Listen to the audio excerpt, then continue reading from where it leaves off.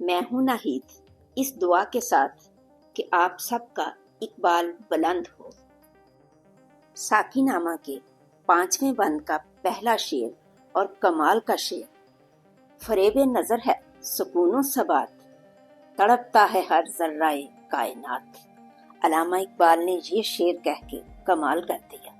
لوگ اقبال کو فلسفی سمجھتے ہیں، لیکن یہاں پہ تو انہوں نے سائنسدان ہونے کا ثبوت دے دیا۔ آپ شہد سے بھرے اس پیالے کو دیکھ لیجئے، اس کے اندر جتنے مالیکیولز ہیں کنٹینیوس حرکت میں ہیں، اور مالیکیولز کے اندر جتنے ایٹمز ہیں سب وائبریشن کر رہے ہیں، اور ایٹمز کے اندر جتنے الیکٹرانز ہیں کنٹینیوسلی اپنے نیوکلیس کے گرد ریوالو کر رہے ہیں، اور نیوکلیس چین اسے بھی نہیں، وہ بھی اپنی جگہ پہ وائبریٹ کیے جا رہا ہے۔ یعنی کائنات کا ذرہ ذرہ تڑپ رہا ہے، ٹھہرتا نہیں کاروانے وجود کہ ہر لحظہ ہے تازہ شان وجود۔ یعنی وجود جسم کا ہونا، جو بھی چیزیں موجود ہیں تو پیدا کرنے کا کام جو ہے وہ رکتا نہیں، بلکہ ہر وقت نئی سے نئی دنیائیں اللہ تعالیٰ تخلیق کیے جا رہا ہے۔ سائنسدان بتاتے ہیں کہ کہکشائیں نئی سے نئی جو ہیں وہ ہر لحظہ بنتی رہتی ہیں۔ سمجھتا ہے تو راز ہے زندگی، فقط ذوق کے پرواز ہے زندگی۔ زندگی کا راز بس ایک ہی ہے، اور وہ یہ ہے کہ ہمیں اڑنے کا جذبہ ہونا چاہیے۔ یہ جذبہ ہی زندگی ہے۔ بہت اس میں دیکھے ہیں پست و بلند، سفر اس کو منزل سے بڑھ کر پسند۔ سب سے اہم بات یہ ہے کہ سفر کرتے رہنا، سفر سے مراد ہے مسلسل جد و جہد کرتے رہنا۔ زندگی میں بہت سے اتار چڑھاؤ آتے ہیں، لیکن ہم نے آگے بڑھتے رہنا ہے، کسی منزل پہ رکنا نہیں۔ سفر زندگی کے لیے برگساز، سفر ہے حقیقت، حضر ہے مجاز۔ سفر زندگی کے لیے ایسے ہے جیسے کسی گانے والے کے لیے اس کے ساز ہوتے ہیں۔ سفر ہی حقیقت ہے۔ اصل میں زندگی جو ہے وہ سفر ہی کا نام ہے۔ جب رک گئے، حضر کا مطلب ہے رک جانا، رک گئے تو یہ جھوٹی بات ہے، وہ پھر زندگی نہیں، وہ موت ہے۔ الجھ کر سلجھنے میں لذت اسے، تڑپنے پھڑکنے میں راحت اسے۔ زندگی عجیب چیز ہے کہ مسائل آتے ہیں، ہمارے سامنے آتے ہیں جب مسائل، تو پھر ان کو حل کرنے کا اپنا ہی مزہ ہے۔ تڑپنے پھڑکنے کا مطلب یہ ہے جد و جہد کرنا، کوشش کرنا، اور ہر وقت جو ہے متحرک رہنا۔ ہوا جب اسے سامنا موت کا، کٹھن تھا بڑا تھامنا موت کا۔ زندگی نے جب اختتام دیکھا تو یہ ایک بہت مشکل مرحلہ تھا۔ یعنی کسی کی زندگی میں بھی موت کا مرحلہ بہت مشکل مرحلہ ہوتا ہے۔ اتر کر جہان مقافات میں، زندگی رہی موت کی گھات میں۔ یہ دنیا جہاں جزا اور سزا کا تصور موجود ہے، جب یہ اس دنیا میں زندگی آئی تو زندگی کے ساتھ ہی موت تخلیق ہو گئی تھی، جو کہ زندگی کا پیچھا کرتی رہتی ہے۔ مذاق دوئی سے بنی زوج زوج، اٹھی دشت و کوہسار سے فوج فوج۔ مذاق دوئی، دو ہونے کا جذبہ، یعنی اللہ تعالیٰ نے ہر چیز کا جوڑا مقرر کیا ہے تاکہ یہ نسل انسانی اور اسی طرح سے دوسری جتنی بھی انواع و اقسام قسم کی زندگیاں اللہ نے پیدا کی ہیں، ان میں پودے بھی ہیں، ان میں انسیکٹس بھی ہیں، جانور بھی ہیں، تو ان کا آگے بڑھنا بہت ضروری ہے۔ گل اس شاخ سے ٹوٹتے بھی رہے، اسی شاخ سے پھوٹتے بھی رہے۔ یعنی بہت سے لوگ جو ہیں، بہت سی ہستیاں اس شاخ سے ٹوٹتی رہیں، یعنی موت کا مزہ چکھتی رہیں، اور بہت سی نئی نئی ہستیاں پیدا ہوتی رہیں۔ سمجھتے ہیں ناداں اسے بے ثبات، ابھرتا ہے مٹ مٹ کے نقشے حیات۔ بہت اہم شعر ہے۔ دنیا کی بے ثباتی کا تذکرہ کیا جاتا ہے اور بے عملی کی طرف راغب کیا جاتا ہے کہ دنیا نے تو بس ختم ہو جانا ہے، کیا یہ کرنے کی بھی کیا ضرورت ہے، وہ کرنے کی کیا ضرورت ہے۔ لیکن اقبال کہہ رہے ہیں کہ دیکھو بستیوں کی بستیاں مٹ گئیں، لیکن پھر بستیوں کی بستیاں اور شہروں کے شہر آباد ہو گئے۔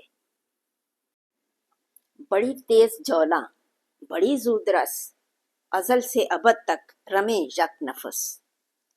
بہت تیز دوڑتی ہے یہ زندگی، اور بڑی جلدی بات کو سمجھتی ہے یہ زندگی، شروع سے لے کے آخر تک ایک سانس پہ چلے جا رہی ہے۔ زمانہ کے زنجیر ایام ہے، دموں کے الٹ پھیر کا نام ہے۔ زمانہ یعنی وقت، وقت ماہ و سال کا پابند ہے، سانس کے اندر آنے اور باہر جانے کا نام ہے۔ اب اس نظم کے اہم ترین حصے کی طرف آتے ہیں اور خودی کا تعارف کرواتے ہیں۔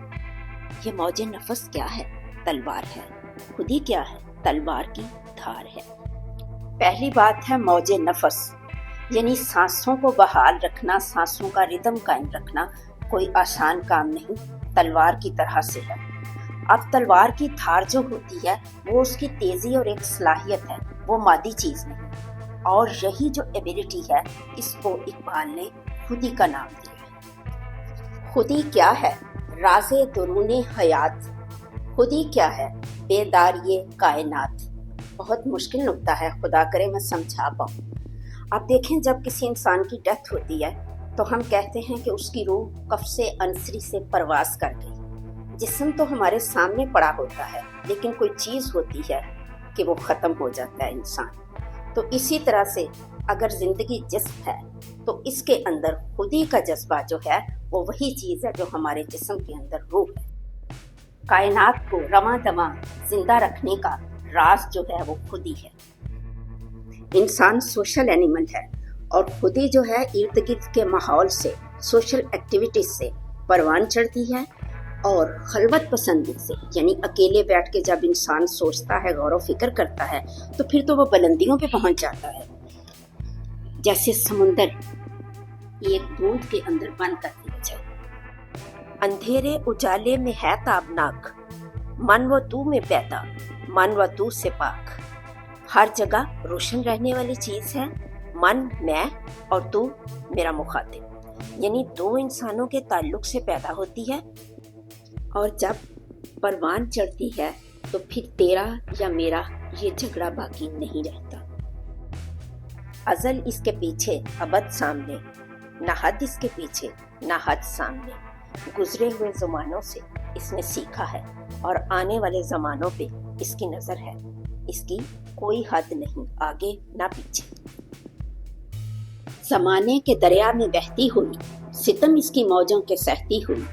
زمانے کے انداز بدلتے رہتے ہیں اور خودی کو کہیں تو اڈاپٹیشن کرنی پڑتی ہے اور کہیں وقت کا مقابلہ کرنا پڑتا ہے۔ اس نقطے پہ غور فرمائیں کہ کیا کہہ رہے ہیں۔ تجسس کی راہیں بدلتی ہوئی، دمادم نگاہیں بدلتی ہوئی، یعنی خودی رکی ہوئی چیز نہیں ہے، یہ وقت کے ساتھ ساتھ اپنی نگاہیں بدل بھی لیتی ہے، اپنے راستے بدلتی ہے، یہ کوئی ہٹ دھرمی والی چیز نہیں۔ کیا مزے کی بات بتا رہے ہیں کہ صبح کس کے ہاتھوں میں سنگے گراں، پہاڑ اس کی ضربوں سے ریگے رواں۔ صبح نرم چیز، تو جب سخت پتھر اس کے ہاتھ میں آتے ہیں تو وہ نرم بن جاتے ہیں، اور پہاڑ اس کی ضربوں سے ریت کے دریا، ریگے رواں، ریت کے دریا بن جاتے ہیں۔ جبکہ ہمارے ہاں اکثر ہٹ دھرمی کو خودی سمجھ لیا جاتا ہے۔ سفر اس کا انجام و آغاز ہے، یہی اس کی تکوین کا راز ہے۔ اسے منزل پسند نہیں، کیونکہ منزل پہ آ کے انسان رک جاتا ہے، اسے چلنا پسند ہے۔ کرن چاند میں ہے، شرر سنگ میں، یہ بے رنگ ہے ڈوب کر رنگ میں۔ جیسے چاند کی کرن ہوتی ہے چاند کے اندر، اور پتھر کے اندر آگ ہوتی ہے، پتھر کو رگڑیں تو آگ پیدا ہوتی ہے۔ یہ بے رنگ ہے، آپ ہیرے کو پانی میں ڈال دیں وہ نظر نہیں آئے گا۔ اسے واسطہ کیا کم و بیش سے، نشیب و فراز و پس و پیش سے۔ بہنے والی چیز، چلنے والی چیز یہ نہیں دیکھتی کہ اس کے آگے کیا آ رہا ہے، رکاوٹیں آ رہی ہیں، اونچ نیچ آ رہی ہے، نفع آ رہا ہے، نقصان آ رہا ہے، اس نے بس چلنا ہے اور بہنا ہے۔ ازل سے ہے یہ کشمکش میں اسیر، ہوئی خاک آدم میں صورت پذیر۔ اس طرح بیان کرتے ہیں کہ جیسے یہ چیز روز ازل سے اللہ تعالیٰ نے بنا کے رکھی ہوئی تھی، اور جب انسان کو تخلیق کیا گیا تو اس کے اندر اس کو فٹ کر دیا گیا، یہ اس کو تحفے کے طور پہ ڈال دی گئی اس کے دل کے اندر۔ اور کیسے ڈالی گئی سنیے ذرا۔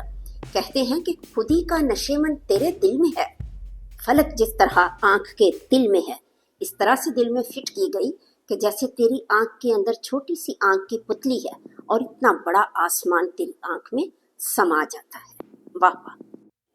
ساقی نامہ کے یہ شعر پڑھ کے، ان کو بیان کر کے مختصر الفاظ میں مجھے آج بہت ہی مزہ آیا، اور یقیناً آپ لوگوں نے بھی انجوائے کیا ہوگا۔ میں چاہوں گی کہ اگلی قسط آپ ضرور دیکھیں۔ آپ کی سماعتوں کا بے حد شکریہ۔